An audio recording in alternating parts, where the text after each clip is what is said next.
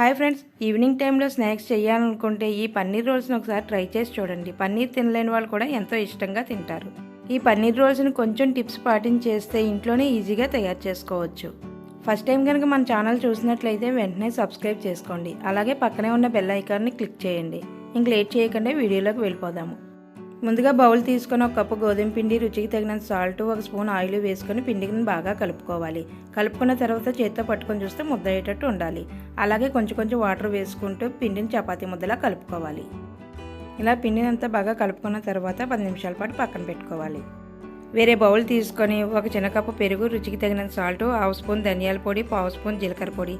ధనియాల పొడి, జీలకర్ర పొడి ఎలా తయారు చేసుకోవాలో మన ఛానల్లో పోస్ట్ చేశాను. అలాగే కింద డిస్క్రిప్షన్ బాక్స్లో లింక్ ఇస్తాను, వెళ్ళి చెక్ చేసి చూడండి. అలాగే చిటికెడు పసుపు, 1/2 స్పూన్ మిరియాల పొడి, 1/2 spoon chaat masala, 1/2 spoon garam masala, 1 spoon కారం, 1 స్పూన్ అల్లం వెల్లుల్లి పేస్ట్ వేసుకొని బాగా కలుపుకోవాలి. ఇలా అంతా బాగా కలుపుకున్న తర్వాత 1 కప్పు పన్నీర్ పీసులను ఇందులో వేసుకొని మసాలా అంతా పన్నీర్ పీసులు బాగా పట్టించాలి. ఇక్కడ పన్నీర్ అనేది చిన్న చిన్న పీసులా కట్ చేసుకుంటే మసాలా బాగా పడుతుంది.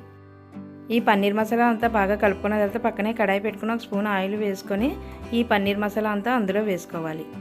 ఇలా వేసుకున్న తర్వాత కొంచెం వాటర్ వేసుకొని పన్నీర్ దగ్గరగా అయ్యే వరకు ఉడికించుకోవాలి.